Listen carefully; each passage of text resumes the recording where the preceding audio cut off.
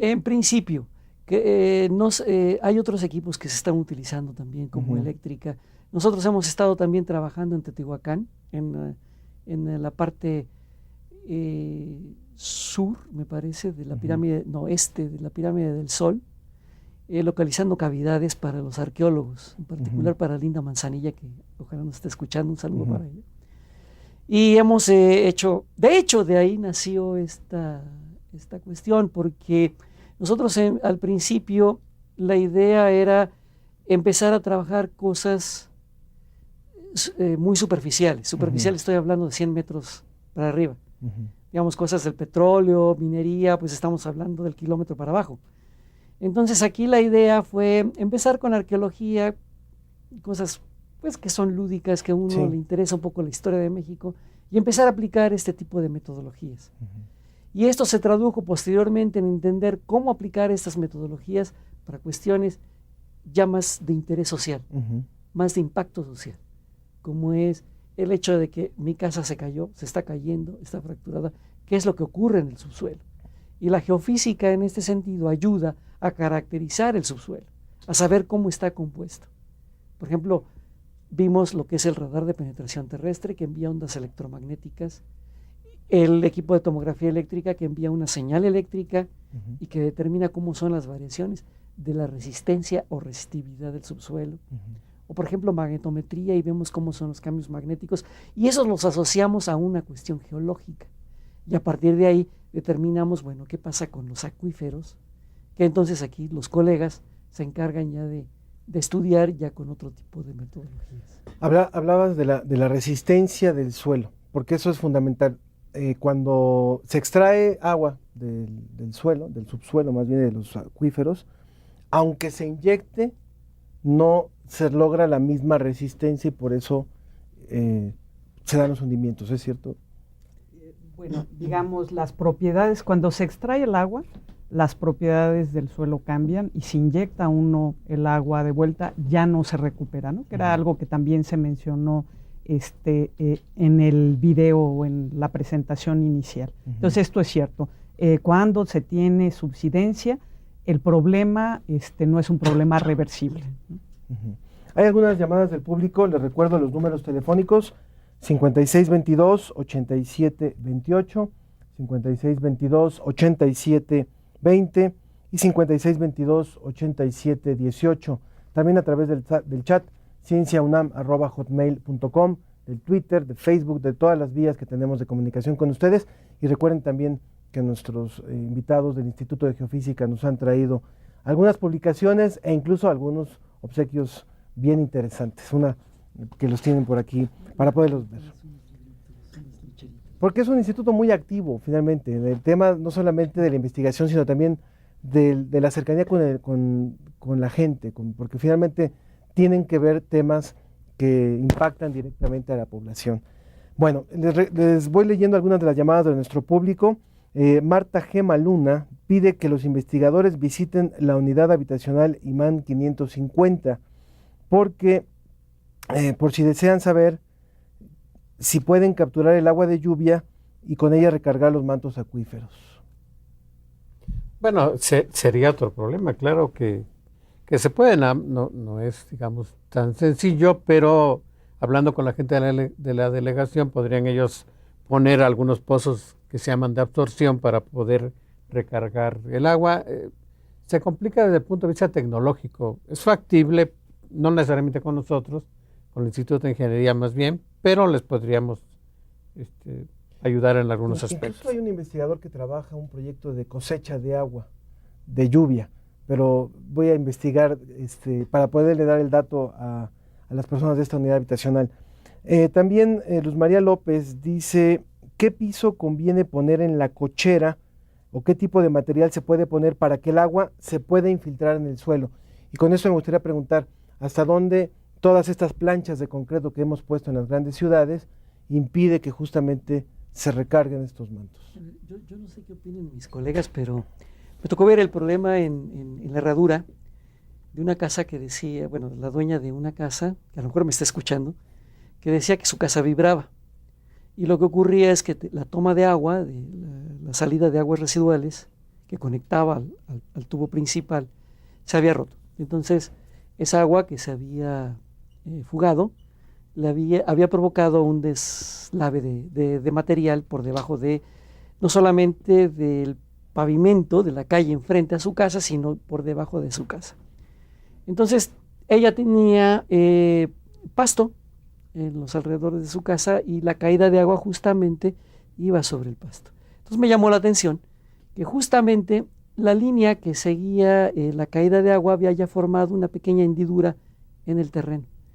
Entonces, creo que no es recomendable, no sé qué opinan mis colegas, a lo mejor me equivoco, que el agua caiga así simplemente. Creo que se tiene que dirigir o a un pozo de absorción, como mencionó el doctor Rodríguez, o de plano a la salida de agua residual. Porque el agua lo que va a hacer es ir deslavando el material en el subsuelo. Y eso puede ser peligroso. En el caso de esta señora, pues es importante que la delegación vuelva a cubrir ese hueco, lo rellene otra vez bien y evitar cualquier fuga de líquido. Bien, hay también otra pregunta que quisiéramos hacerle a la doctora Graciela, que tiene que ver con que cómo se generan finalmente estos modelos matemáticos cuando lo que se busca es remediar o enfrentar el problema de la subsidencia. Repetimos, la subsidencia es este hundimiento diferencial o hundimiento inexplicable, diría yo, o explicable, pero que no se da en forma similar en todo un terreno. Bueno, si el hundimiento está relacionado con extracción de aguas subterráneas, regreso pues a esa situación. Podemos entonces, como habíamos comentado antes, utilizar estos modelos matemáticos. ¿Cómo lo hacemos? Bueno, lo voy a ilustrar con el caso de la Ciudad de México. El primer paso es, pues, ubicar la zona de estudio, ¿no? Es lo que estábamos viendo actualmente. En este caso, hay varios acuíferos aledaños al de la zona metropolitana de la Ciudad de México, que es como se tiene clasificado por la Conagua, y hay dos en especial que son importantes, que es el de Texcoco y Chalco, ¿no? Lo primero que hacemos es, regresamos un poco al punto que había mencionado el doctor René Chávez, caracterizar el problema. Específicamente, una de la parte que tenemos que caracterizar involucra caracterizar la geología del terreno en el que se está trabajando. Entonces, por ejemplo, la geología superficial es algo que estudiamos, también la geología de la que podemos tener información, por ejemplo, con muestras tomadas de pozos y también con métodos geofísicos, ¿no? Entonces, con los métodos geofísicos tenemos información indirecta, pero las interpretaciones que conjuntamos con el conocimiento de la geología nos pueden dar, digamos, podemos inferir lo que hay debajo del terreno.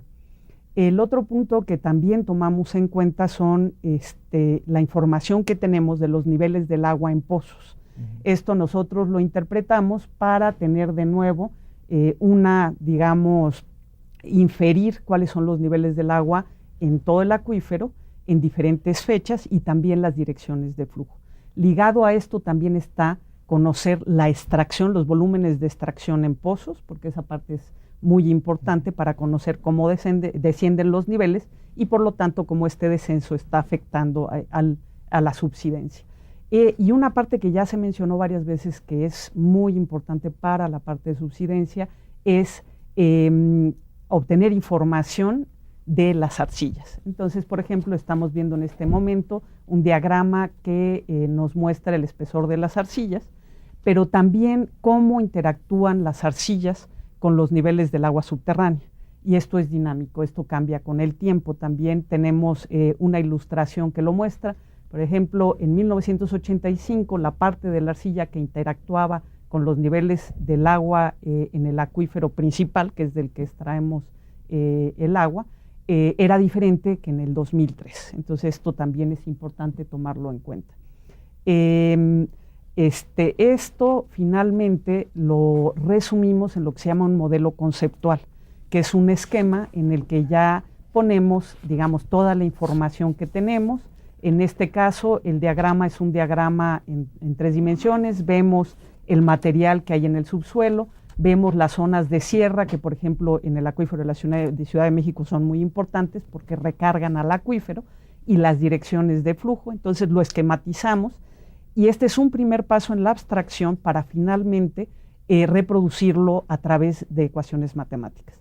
Ya cuando pasamos al modelo matemático y específicamente al modelo numérico, establecemos, digamos, el área de estudio que en este caso se está mostrando, que incluye tanto al acuífero de la zona metropolitana como al acuífero de Texcoco y al de Chalco.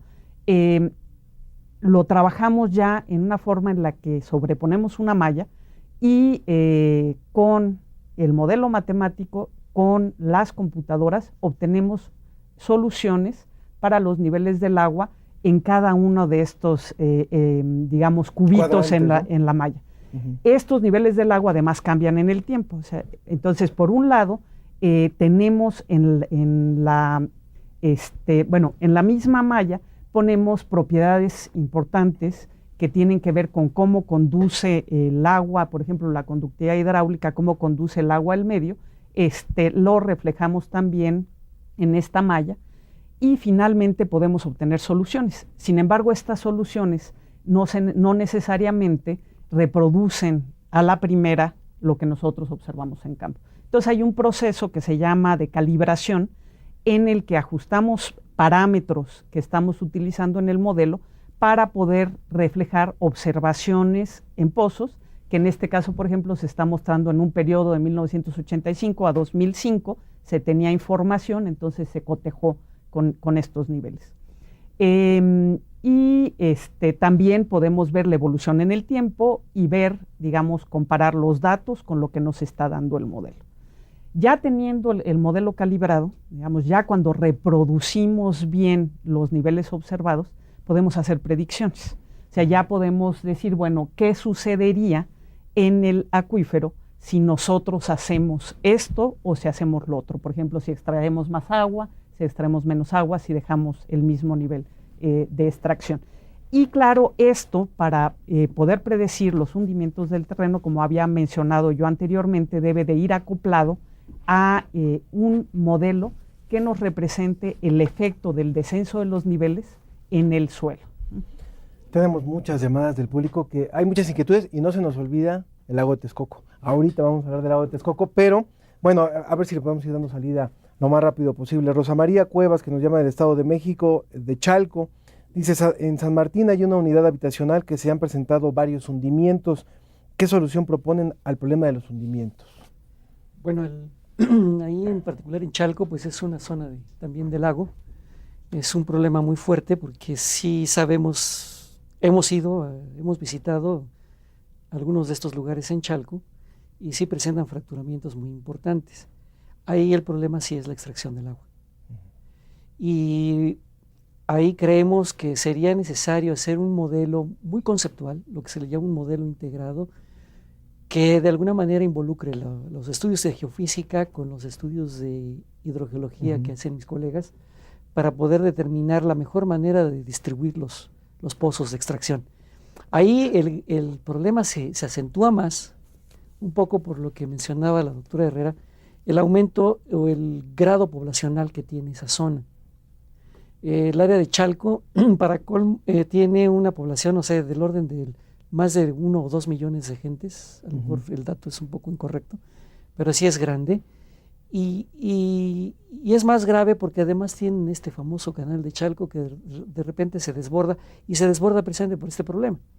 Hay una falla geológica entre el Jico y el Cerro del Elefante, bien conocida, que separa lo que es la cuenca de Xochimilco con la cuenca de Chalco.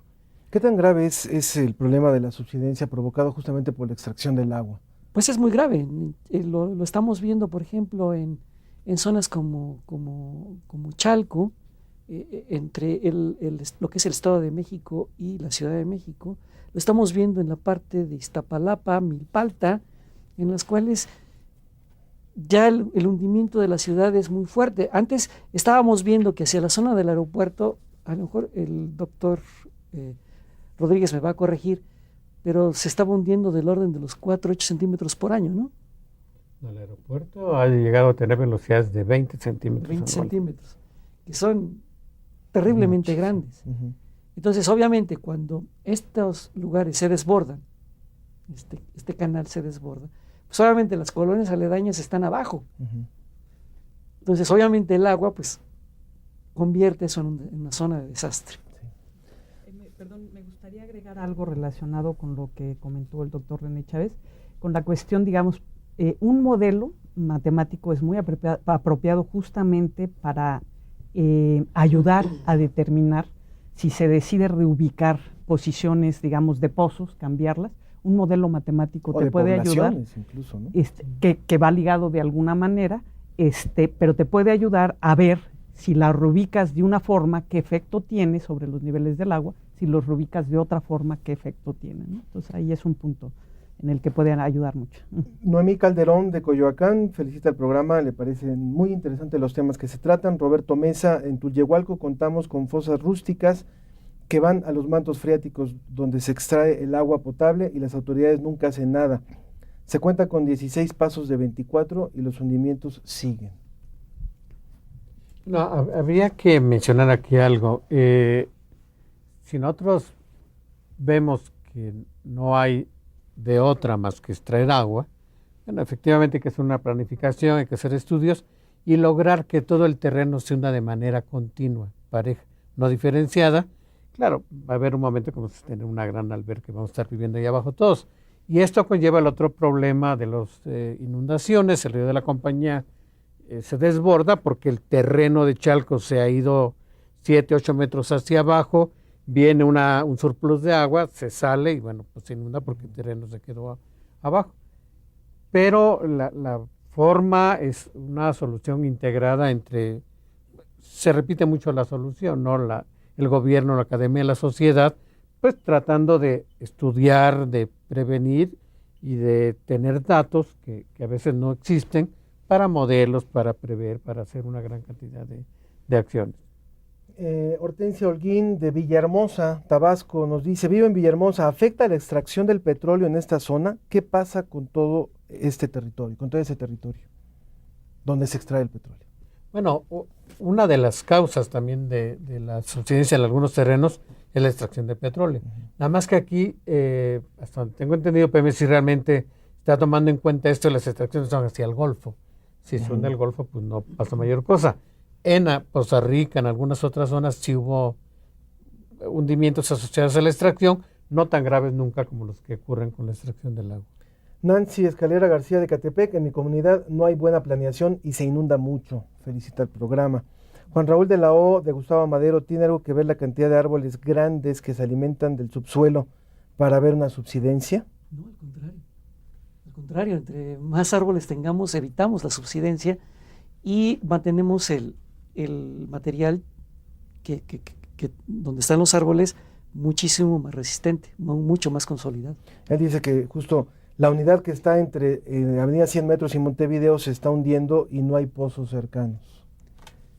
Ahí hay otro problema. Ahí tenemos en los 100 metros, el claro ejemplo es el Instituto Mexicano del Petróleo y el propio metro, donde podemos ver, si uno va por la pista, bueno, por el pavimento en 100 metros, de repente un auto o el camión empiezan a hacer ondulaciones. Es el efecto de grandes fracturamientos que están atravesando esa zona. A lo mejor mis compañeros me corrigen también, pero creo que esos sí son efectos de extracción de agua. No necesita estar el pozo ahí. Para que exista Fernando eso. Carranza de Tláhuac felicita a los invitados, ya que el tema es muy interesante. Vianey Santos de Iztapalapa dice, la calzada Ignacio Zaragoza está llena de hundimientos. ¿Podrían comentar sobre la falla volcánica sobre la que está calzada Ignacio Salazar y los Reyes La Paz? Bueno, es lo que mencionaba hace un momento, ¿no? Es la calzada Ignacio Zaragoza y tiene ahí un serio problema porque no son, vaya, son fracturamientos provocados otra vez por la extracción de agua. Y efectivamente está afectando no solamente los Reyes La Paz, creo que junto está Iztapaluca, luego tenemos Iztapalapa del otro lado, y hemos observado que, bueno, por donde va el metro en Zaragoza, tiene estas ondulaciones. Estos fracturamientos creemos que están controlados por fallas relacionadas con la actividad volcánica que hubo durante la formación de la cuenca geológica hace millones de años. Uh-huh. También Elia Manzanares dice, en la colonia donde vivo hay un socavón de 1 metro y se ven las tuberías de gas. Esto está en la colonia Las Águilas, dice ella. José Antonio Jiménez, ¿por qué en algunos lugares se sienten los temblores y en otros no, siendo el mismo país? Bueno, ahí ese es un tema. Ese es otro tema. Pero eso es por las características del subsuelo. Otra vez, depende. Uno puede estar en Ciudad Universitaria, que es terreno volcánico, y sentir, digamos, entre comillas, sentir el fenómeno muy diferente a si uno estuviera en la Torre Latinoamericana viendo el paisaje, viendo todo el valle, ¿no? Rafael Díaz dice, la Ciudad de México, como en muchas ciudades del país, se ha estado trabajando en un atlas de riesgos. Desafortunadamente no hay nada concreto. ¿Por qué no hay un diagnóstico claro? Ya hay un atlas que... Hay, de hecho, varios esfuerzos. Uno de ellos muy grande lo está haciendo el Politécnico para un atlas de riesgo. Otro, estamos el Instituto de Geofísica. Pues habría que darle mayor seguimiento a estas cosas. ¿Qué ejemplos se podrían dar sobre lo que ya realmente se está haciendo? Bueno, hay que han estado no nada más haciendo geofísica, sino tomando muestras de agua, tomando muestras de subsuelo. Lo que a mí me gustaría era hacerle ver a la gente, tenemos por ahí un video, la Ciudad de México en los últimos 100 años se ha hundido del orden de 10, 12 metros. Hay zonas que son realmente críticas en este sentido. Los edificios pierden verticalidad. Esto pone en riesgo toda la estructura. Tenemos edificios coloniales muy importantes. Un ejemplo muy claro es hacia la zona de la Merced, el Palacio de las Vizcaínas, donde realmente los terrenos se han ido hundiendo de manera diferencial y esto ha llevado una parte del terreno hacia abajo. Y el mejor ejemplo lo tenemos en el Monumento a la Revolución, donde es el Palacio de las Vizcaínas, donde podemos ver este hundimiento hacia un lado. Es una estructura muy bella, muy grande que hay que estar protegiendo, pero el Monumento a la Revolución nos da el mejor ejemplo que tenemos en la Ciudad de México. Por alguna razón se ha preservado. Tenemos un pozo que en un momento vamos a ver en pantalla. El pozo, el terreno se fue hundiendo, el pozo fue quedando hacia afuera y lo tenemos ahora como un hasta banderas que lo estamos viendo ahí. La parte superior era donde estaba el terreno anteriormente, todo el terreno se ha hundido hacia abajo. Eso era un pozo, no es un hasta banderas contra lo que pudiera pensar la gente, y eso nos hace ver que toda la zona se ha hundido paulativamente en los últimos 100 años, arriba de 10 metros. Ya que está haciendo uso de la palabra, ¿nos va a contar lo del lago de Texcoco? Rápidamente, conociendo el fenómeno, necesitamos un lugar para almacenar temporalmente el agua. A partir de los estudios que hizo Nabor Carrillo, dijeron, bueno, vamos a aprovechar esto. Empezaron a extraer el agua, el terreno se empezó a hundir. Nabor Carrillo fue por ahí de los 45, 50. Los estudios que hizo hacia por ahí 47, por ahí, ¿no? Sí. Sí. Y después, hacia los finales de los 50, 60, empiezan a construir el lago, empiezan a extraer intensamente, esto se empieza a hundir, se hunde a 8 metros y ahora tenemos este lago, digamos, artificial, aunque estaba en el mismo sitio del lago de Texcoco, para poder almacenar temporalmente las aguas. Pero el terreno se hundió más de 8 metros por la extracción del agua. Podría, aprovechando que salió este asunto, el nombre de Nabor Carrillo, me gustaría comentar un poco con relación a la historia larga que ha habido en modelación matemática del problema de hundimiento de la Ciudad de México. Justamente Nabor Carrillo fue el primero en hacer, digamos, la formulación matemática y como resultado de sus estudios, bueno, pues obtener, digamos, ciertas conclusiones, que una fue utilizada justo en el agua artificial de Nabor Carrillo. Y después de los trabajos de Nabor Carrillo ha habido también una larga historia de modelación tanto del agua subterránea como de la subsidencia en la Ciudad de México. En la UNAM se han hecho muchos esfuerzos, en el Instituto de Ingeniería, en el Instituto de Investigación Matemáticas Aplicadas y Sistema y, por supuesto, en el Instituto de Geofísica. Hay varias llamadas del público que presentan casos concretos sobre que quieren comprar una casa o que su casa tiene problemas. ¿A quién pueden acudir para tener orientación? En realidad yo creo que pueden acudir al gobierno de la Ciudad de México, me parece, ¿no?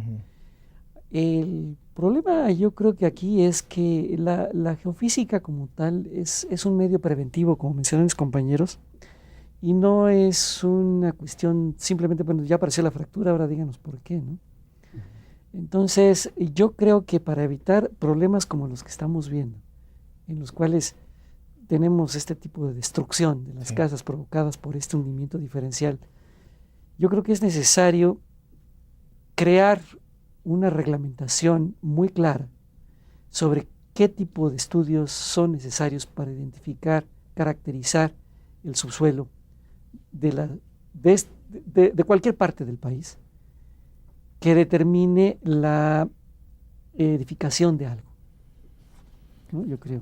Yo le agradezco muchísimo sus llamadas a Cristina de la Rosa, a Roberto Loyola, también a Marta Cárdenas, que también comenta sobre este tema, y a Anatol Álvarez también, Ana María López, que hace una conclusión muy buena, dice, ya no más edificios en la Ciudad de México. ¿Qué se puede hacer para que su voz sea escuchada? La sociedad lo está exigiendo.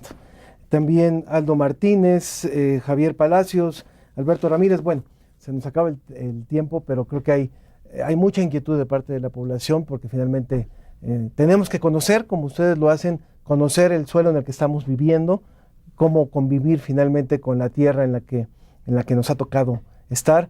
Y bueno, pues yo les quiero agradecer muchísimo el que hayan estado con nosotros. Doctor René Chávez, doctora Graciela Herrera, doctor Ramiro Rodríguez, todos ustedes del Instituto de Geofísica. Ya entiendo por qué les apasiona tanto su área.